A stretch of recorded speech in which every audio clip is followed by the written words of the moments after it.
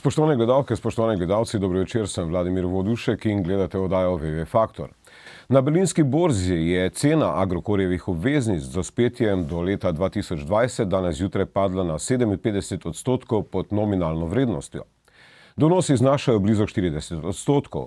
Padec cen Agrokorjevih obveznic je bil do sedaj glavni pokazatelj, da je stanje zelo resno in da tržišče še nima signalov, da se zadeve odvijajo na boljše. Italijanski sklad Palladio Financiaria ponovno kupuje Cimos. Družba za upravljanje terjatev bank DUTB naj bi z italijanskim investitorjem skladom Palladio Financiaria še ta teden končala pogajanja o nakupu Cimosa, podjetja, ki pri nas in v tujini zaposluje 4000 delavcev. V hramu demokracije minuli teden je propadel že drugi poskus stranke SDS, da bi uvedli obvezno testiranje pomembnejših javnih funkcionarjev na prepovedane droge. Prvega so v DZ zavrnili že leta 2011. Problem z drogo med politiki je postal aktualen po objavi videoposnetka o delovnem vikendu pomladka Slovenske demokratske stranke na Bledu ob koncu leta 2011.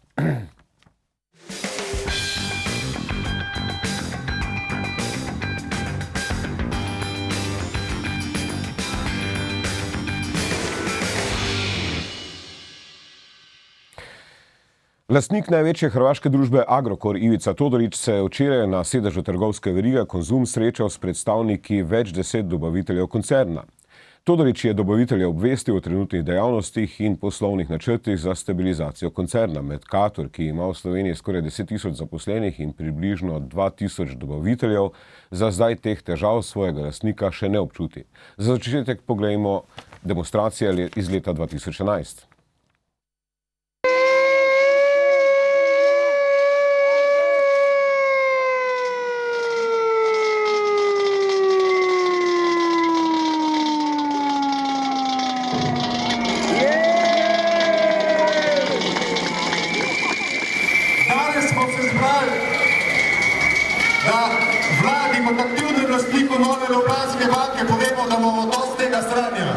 Prepričan sem, da bodo naše zahteve slišale prava ušesa in da bo te zahteve tudi, če drugače ne, pa še z močnejšimi protesti, združenimi z drugimi sindikati,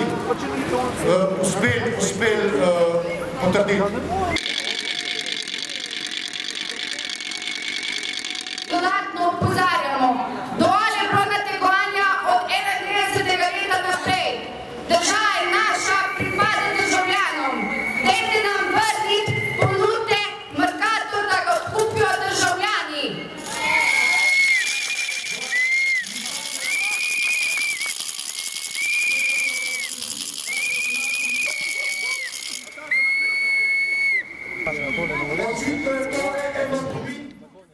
Z nami sta seveda naša stalna komentatorja Ivan Simič in pa Sebastian Jeretič.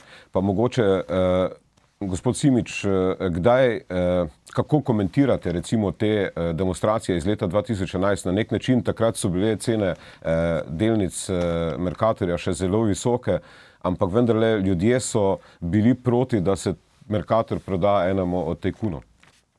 Torej, za mene so take demonstracije, lahko rečem, nesprejemljive, kajti Mercator je bila delniška družba in je delniška družba, kupijo lahko tisti, ki kupi delnice in ni bila nobena težava, da bi se takrat državljani izbrali denar in kupili delnice, ampak vsi mislim, da se še spomnimo, kako so se končali nakupi delnic nove KBM in koliko so ljudje tam izgubili.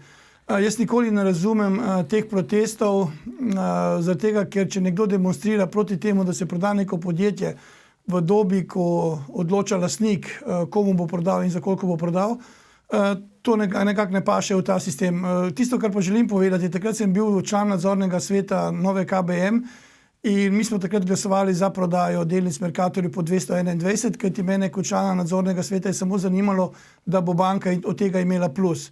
In me zanima, če bi kdo naredil analize, če bi takrat Mercator prodali, ker prodali smo ga čez eno leto po 86 evrov za delnico, pomeni, kaj bi to pomenilo za vse lastnike Mercatorja, če bi leta 2011 oziroma leta 2012 začetku leta prodali delnice po 221. Mislim, da bi mnogi odplačali svoje kredite, ne bi bilo vseh teh težav, ki so imeli, ne bi tudi nekateri končali po zaporih. Zato pravim, da jaz sem za to, da ljudstvo ima v lasti neka podjetja, ampak potem naj vzame denar iz svojega žepa in naj jih kupi. po drugi strani pa spet normalno država, če prodaja, mora se odločiti, da bo prodala. In to, kar želim povedati, nas so takrat prepričevali, da prodaja Mercatorja ni v redu. Lahko rečem, smo celo imeli neko politično, kako smo rekli včasih, politično obdelavo, zakaj ni dobro, da se Mercator proda. Ampak gledajte, na koncu je prodal, kajti če ti rabiš novega lastnika, ga bo nekdo moral kupiti. In če v Sloveniji nimamo denarja, če smo, bom rekel, tako reči, uničili vse tajkune, ki bi lahko kupili slovenska podjetja, potem normalno, da jih kupujejo hrvaški, bom rekel, premožni ljudje in pa iz Srbije. Ivan, a je prav, da smo prodali Mercator Agrokorju Ivici Todoriću, ki je zdaj zadolžen za 6 milijard, približno 2 milijarde, nekaj več kot 2 milijarde dolguje dobaviteljem in Mercator bo slej ko prej pristal ali na borzi, ali pa ga bo kupil nekdo drug.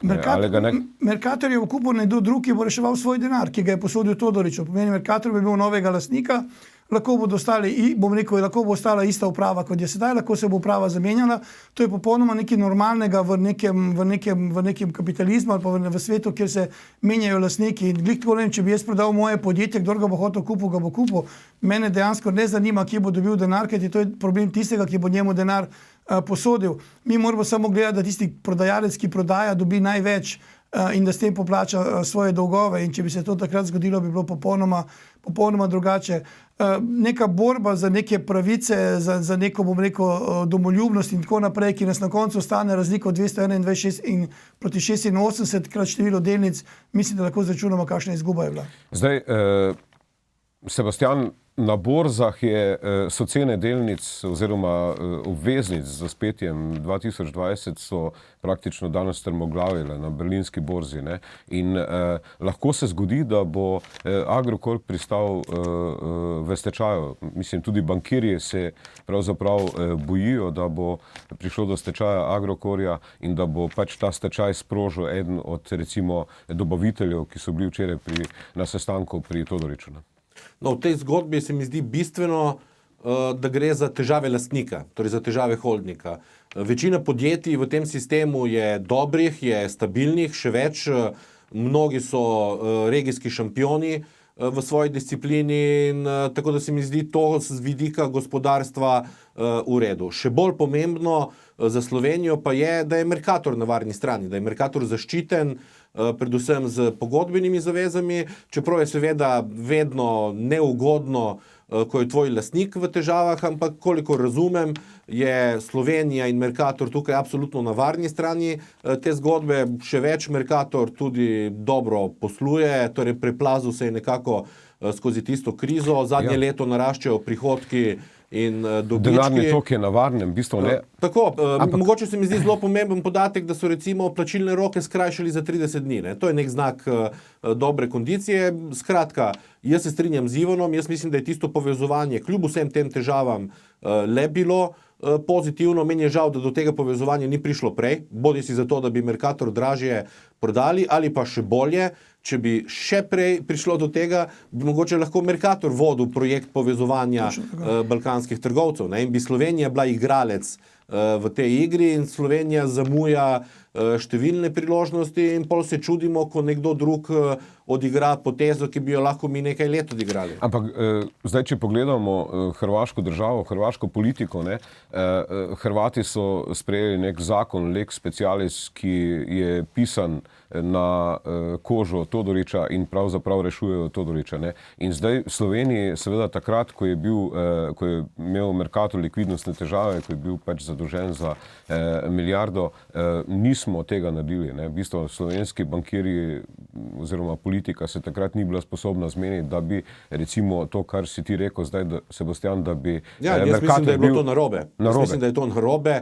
Jaz mislim, da se država mora ukvarjati s tako pomembnimi gospodarskimi vprašanji in tle hrvaška vlada normalno vstopila v igro. Agrokor je regijski gigant in kdorkoli gleda na težave Agrokorja samo skozi očala nekih osko-finančnih pogledov, je oskogled. Agrokor je zelo pomembna strateška igrača in naša regija je eden pomembnih poligonov nove hladne vojne. Ne. To, kar je zdaj absolutno jasno, je, da so Rusi prijeli Hrvate za tisti organ, če mi dovolite vulgarnost, in za Rusijo je to zelo pomembno, ker je Hrvaška zelo protiruska država. Ne. Tako predsednica Kolinda Grabar-Kitarović kot premijer gospod Plenković sta zelo trda v protiruskih stališčih in seveda Rusija sedaj v tej situaciji uživa. Ne. Poznavalci sicer tukaj so nekako razdeljeni, ali bo Rusija šla do konca in to igračo res pobrala, ali pa bo samo malo googlala Hrvaško, googlala to regijo, in jaz mislim, da noben strokovnjak ne more napovedati končnega izida, da je to mogoče lahko odvisno od tega, kako se en dan počuti Putin in kaj mu tisti dan Agrokor pomeni v neki širši šahovski igri. Zdaj, Vučić, mislim, da je ravno včeraj in danes na obisku v Rusiji, ne, ena od tem je tudi pogovora s Putinom, je tudi seveda Agrokor, in zdaj, če pogledamo hrvaške medije, ne, so zelo v strahu, kaj se bo pravzaprav Vučić dogovoril z Putinem. Govori se celo, da naj bi srbski tajkun Mišković kupil del Agrokorja, verjetno tisti del, ki je srbski del Agrokorja, kamor spada pa tudi Mercator. Druge govorice so, da bojo vstopili Kitajci, potem Jaz vsekakor verjamem, da bo sistem na koncu rešen, ker pravim, to, kar je pozitivno, je, da je to težava lastnika. To ni težava samih podjetij, ni težava torej same panoge od proizvodne do trgovske, ampak dejansko problem lastnika, ki se je precenil. Zagotovo je Agrokor tak gigant, da bo na koncu zadeva rešena.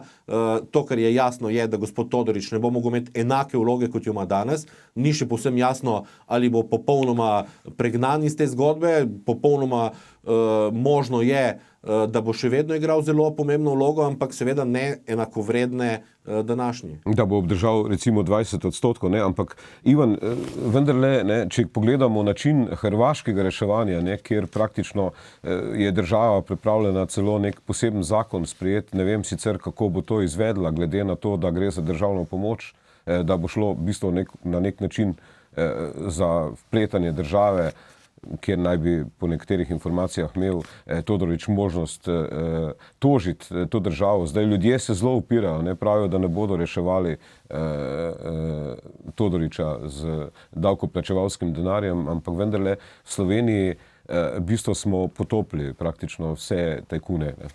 Ja, torej v Sloveniji je bila pač to neka borba proti nekim tajkunom, ki je vprašanje, koliko so bili sploh močni tajkuni, ampak to je bila bolj medijska borba. In tudi jaz mislim, da v vsakih takih zadevah, kot se hrvaška država odloča, sedaj, da je uspela nek zakon, ki ga je pripravila in je, koliko smo lahko brali, napisan na roko Agrokorju.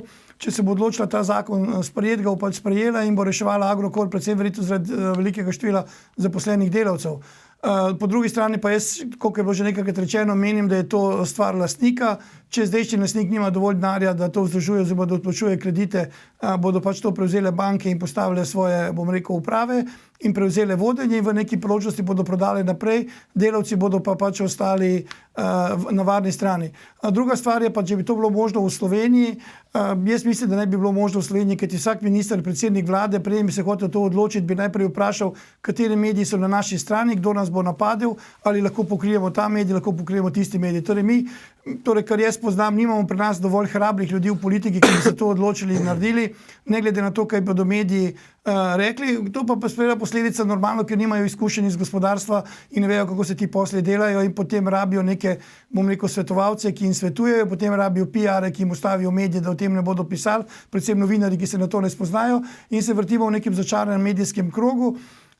To tudi kolega Sebastian zelo dobro pozna in ve, kako se to dela, in zato jaz pravim, ko bi imeli tudi v naši vladi gospodarstvenike, ko bo minister za gospodarstvo nekdo, ne rečem nič, da je sedanji ni v redu, ampak enostavno razlika je odločati, ker si predsednik uprave v nekem podjetju, ker za ta bo stoji 100% lastnik, ali pa ko si predsednik vlade ali pa minister za gospodarstvo, pa ne veš, kako bo reagiral predsednik vlade oziroma kako bo reagiralo ljudstvo, in potem gledaš ankete, a ti je podljubljenost padla zaradi tega, ali ti ni, v bistvu pa tisto, kar je najhujše, poskušaš obdržati priljubljenost in porineš državo v neki minus. Zdaj, recimo, to se pravi, država bo vendarle reševala Todorića, ki je pač eden od največjih tajkunov na Hrvaškem, od tistih 200 familij, ki jih je Tudžman določil, da bojo lastniki premoženja. Ne? Mi smo pač svoje tajkune potolkli, Sebastian. Ja, no, tudi tisti hrvaški projekt se ni izpeljal. Se je na koncu je ostalo 20 družin in zdaj jih je vse manj. Jaz mislim, da Hrvaška ne bo reševala Todorića, ampak bo reševala sistem in delovna mesta. Jaz sem prepričan, da v pogojih Evropske unije ne more speljati neke malverzacije, ki bi šla Todoriću v korist, ampak da bo država, če bo posegla, bo država prevzela ta sistem in ga kasneje recimo prodala naprej. Ampak to, kot je izpostavil Ivan, eno so problemi lastništva, fajn je, da je telo tega sistema zdravo, uspešno in učinkovito.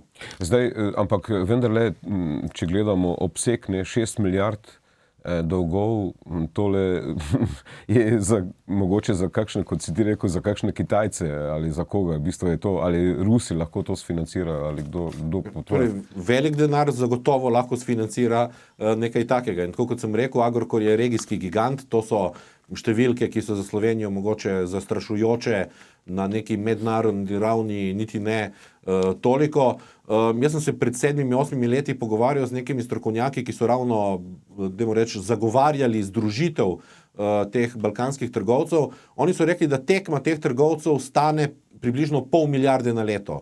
Tekma za parcele, lokacije, logistiko in tako naprej. In dejansko je ta konsolidacija enega balkanskega trgovca pomembna za celotno regijo in tudi seveda za našo industrijo, posebej prehrambeno industrijo. Jaz bi se vam zahvalil na tej točki in seveda vas vabim, spoštovane gledalke in gledalci, da se vidimo zopet po oglasih, ko bomo govorili o še enem bolniku, ki je čudežno zopet predprodajal, in to o cimusu.